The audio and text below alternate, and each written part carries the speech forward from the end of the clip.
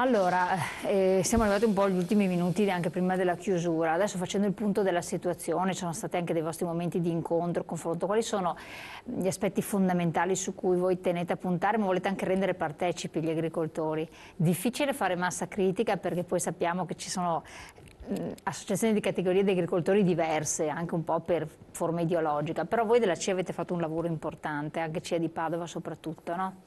Sì, noi siamo convinti che l'aggregazione sia la cosa indispensabile e la massa critica trasversale, è vero.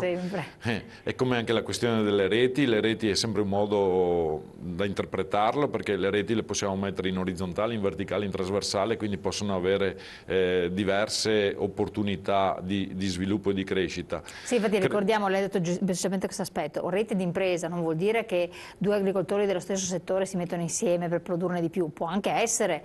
Però può essere che un agricoltore, un produttore, un venditore, cioè quindi una rete trasversale.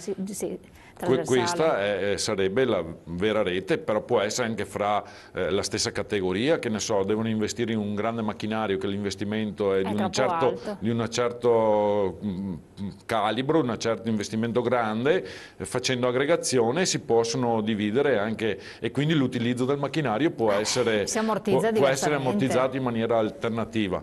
Per quanto riguarda, personalmente il mio interesse è quello della valorizzazione della qualità del nostro prodotto e quindi partendo anche da un concetto che anche l'acqua, che l'acqua è vita, è indispensabile per il mondo agricolo, deve essere un'acqua anche di qualità e quindi, visto che noi negli ultimi anni, negli ultimi decenni abbiamo investito con molta rigorosità per quanto valeva la rivalorizzazione della qualità e la sanità del nostro ambiente, credo che oggi ci spetti anche portare a casa quello su cui abbiamo investito, perché talvolta nella vita si investe molto, ma quando si arriva ai 3/4 del percorso si è talmente rammaricati perché non si vede l'obiettivo, la possibilità di raggiungere l'obiettivo, e si demorde. Invece credo che come agricoltori non dobbiamo rassegnarci a quello che ci viene imposto, ma dobbiamo continuare a combattere per i diritti che ci spettano e per una qualità di vita migliore, soprattutto per le nuove generazioni, perché infine la vita è una ruota,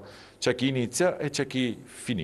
Assolutamente. Direttore, ricordando le ultime scadenze anche, se ci sono adesso anche di pagamenti, di tasse, eccetera, la faccia angosciata, ci sono pagamenti onerosi? Sì, l'agricoltura non si sottrae ovviamente all'impegno dei pagamenti, ovviamente adesso c'è è un mese duretto, vero? Un mese duretto un po' per tutti i contribuenti, dal 730 al modello unico, all'IVA e ad altre tasse, e all'IMU soprattutto.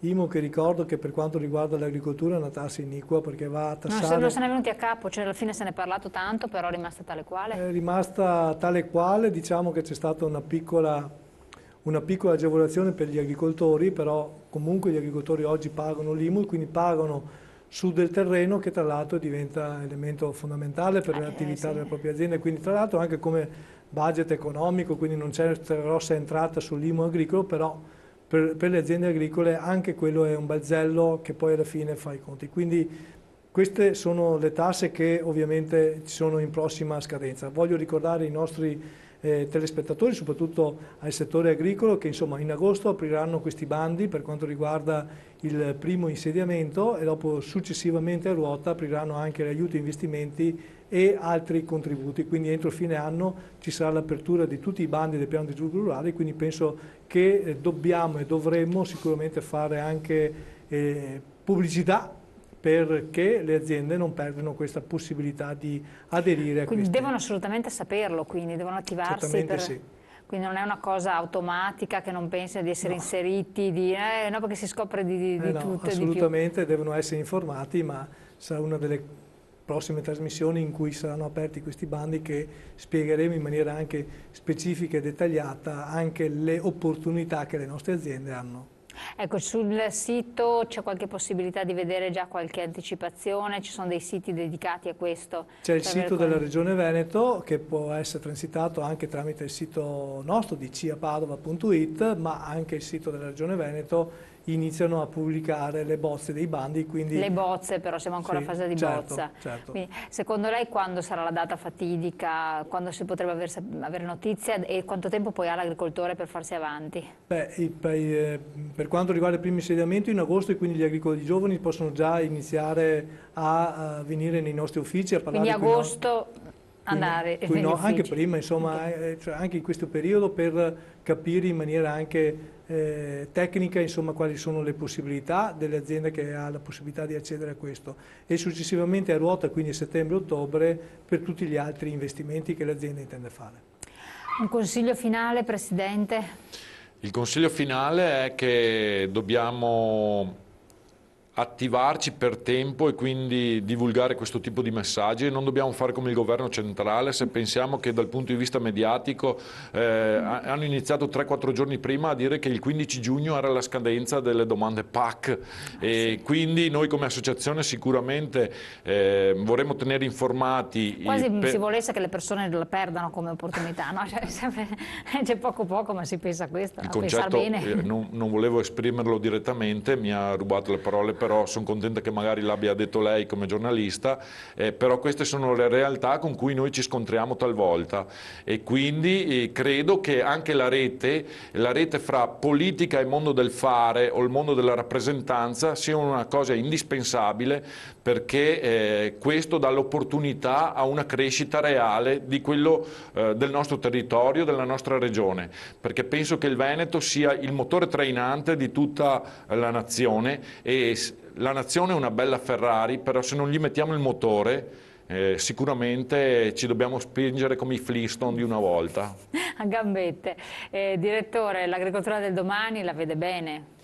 La vedo bene perché abbiamo gli agricoltori che sono in pista, ma soprattutto sono molto determinati. Quindi in un periodo di crisi, quando abbiamo dei nostri agricoltori che sono determinati su quello che vogliono fare, dà anche speranza a tutti noi nel vedere un'agricoltura diversa, ma soprattutto anche vedere la possibilità che i nostri agricoltori siano più competitivi all'interno del sistema, e questa è una delle possibilità che noi come Confederazione tentiamo di dare.